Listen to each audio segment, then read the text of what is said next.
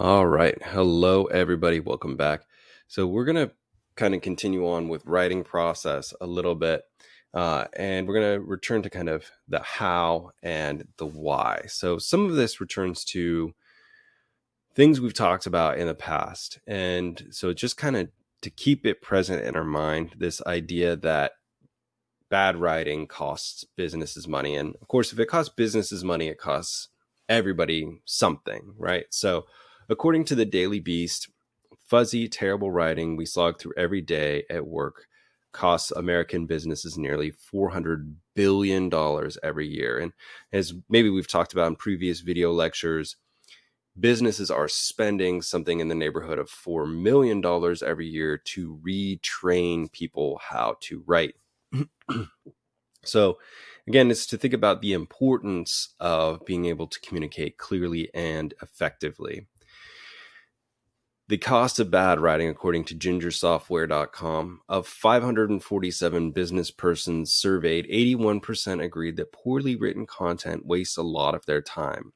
In turn, the time spent to work out the true meaning of a badly written message means additional expenses, unfinished or incomplete work, missed due dates, and additional costs that are mostly avoidable. And so the question becomes then, how do we avoid that poorly written content? And I would say it begins with writing process, with thinking about, what am I doing here? What am I trying to write? Who am I trying to write for? And how can I best write for that person? So one more sort of example here. So this is from our text from Business Writing for Communication. Effective business writing is a highly valued skill, and regardless of the degree to which writing will be a significant aspect of your designated job duties, your ability to do it well will be a boost to your career. So again, we see this everywhere. Again, everybody I've talked to who is a professional in their field has explained or reiterated the fact that clear writing is essential. And it's one thing to just say we need to have the writing skills. The other thing is to say, how do we get those writing skills? So that, again, this loops back to some things we talked about in week 2 and week 3. So when we look at the other reading for the week, so from Harvard Business, they had this sort of 8 S's. So they said, keep it simple. Whoa. Okay, so keep it simple. So number 1, we're not trying to reinvent the wheel. We're not trying to do anything super complicated. We're just trying to keep it very simple and efficient and effective. And that goes for emails, that goes for cover letters, that goes for resumes, that goes for absolutely everything. Specificity. So specifics awaken a swath of brain circuits. So again, the more specific we can be, the better. And I think in the Harvard Business Review article, they use the difference of bird versus pelican. Again, a specific bird. Surprise. Don't write what your reader already knows. We don't like listening to people tell us things that we already know, especially if it's a long-winded explanation. Nor do we like to necessarily read things that are things we already know. We kind of want to skip to the end and say, yes, I know, but why? What are you talking about here? Why is this different?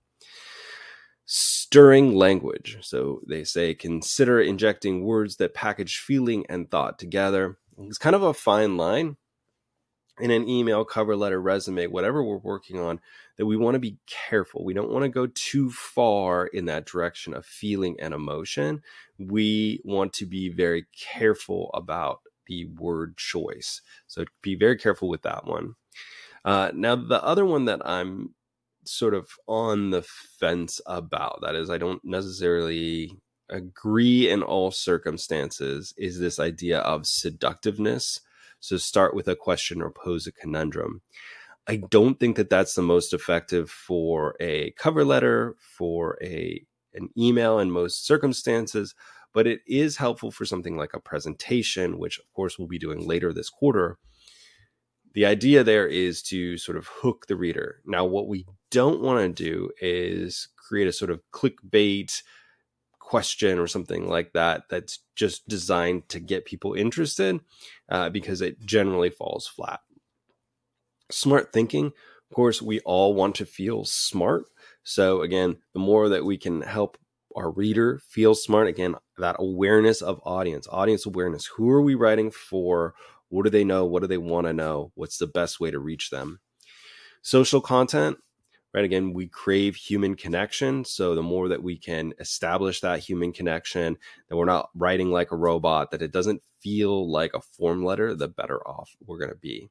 And then storytelling. And again, storytelling is a little bit of a very specific task. We want to make sure that if we are telling a story, that it's appropriate to the situation. Now, in an email, it may not be necessary to tell a good story. But if the situation dictates, telling a story or a short anecdote can be very, very helpful. So planning checklist. So from our textbook, so business writing or business communication for success, they have this sort of task list. Determine your general purpose. Again, this kind of goes back to things that I said were part of my writing process. And that begins with, what are you trying to do? What's your general purpose? What's your specific purpose? So general would be very broad and specific would be just for this instance, this email, for example. Make your purpose realistic. Now, it's unlikely that we're going to convince everybody to do the same thing. For example, I always like to think of, we have, say, 30 people in the class. If I said, I will buy pizza for everybody in the class, but everybody has to agree on the same type of pizza, it would take some debate, and we would probably end up with cheese pizza because that's the one thing that everybody can agree on. But then if we have vegans or people who are lactose intolerant or allergic to dairy, then that changes too, right? So again, we have to be very realistic about what we can actually accomplish. Make sure your timing is appropriate. Now, we've talked about this, I think, in the past in terms of what time of day are we sending that email. It's probably best not to send it in the middle of the night, but also to make sure that if it is something that is happening in the very near future, that we're planning that appropriately. An example of that is if we don't have, we're launching a product and it's not happening for weeks and weeks and weeks and weeks, we may not have a lot of pressure on somebody to do something right now. So make sure that things are aligned with the appropriateness of the timing. Make sure any sources you use are credible. Who are you citing? Who are you referencing? And that may be a colleague, that may be a friend, but that may be a study. We want to make sure that it's not just a blog or something like that. Make sure the message reflects positively on your business. Now, even though an email might be within our business and it might feel like, well, this is just in the confines of my business, we have to realize that increasingly those emails can go out to the public and it can reflect very poorly on a business. Anything you put in writing, you should be willing to stand behind and be willing to explain. And this is where people go awry with sort of social media messages and things like that, because they're not thinking about that is not necessarily a private message that may be exposed or may leak out to a broader audience. Determine your audience size, composition, and knowledge. Again, we'll probably all get tired of me saying audience awareness, audience awareness, audience awareness. But the bigger the audience is, the more we have to adjust for differing levels of knowledge. Additionally, composition. Am I writing to a group of board members, of executives, or am I writing to a bunch of clients? And that's going to change the way I approach a writing task. If the audience is composed or made up of CEOs and workers and clients, now I have to keep that in mind too. Anticipate probable responses. Again, if you're in the shoes of an audience member, what might they say in response? And so one sort of thing I like to do is to think about, okay, if I'm the recipient of this email what am I thinking? What am I bringing to the table? And that ability to sort of shift perspectives is going to be very, very helpful in the long run. Select the correct channel. So again, is that an email? Is that a phone call? Is that a message in Teams or whatever? What's the best way to do that? Maybe it's going to see that person in person. That's redundant, but go to that person in their office. And then make sure any information is accurate. Now, that may seem obvious, but I don't know how many times I've gotten emails that have the wrong date, the wrong location, maybe just a slight error, and it happens across the board. And I think it's not necessarily people not being intelligent. It's just trying to get an email out quickly and not really thinking about all of the details and how that reflects poorly on somebody. If you keep getting emails from somebody and they keep making mistakes, then we start to lose confidence in them.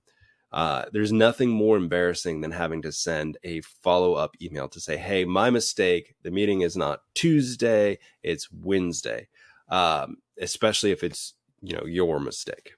All right, so I'll go ahead and end this video there just for the interest of time. If you have questions, comments, concerns, jokes, memes, or recipes, please let me know. Otherwise, I'll talk to you all in the future.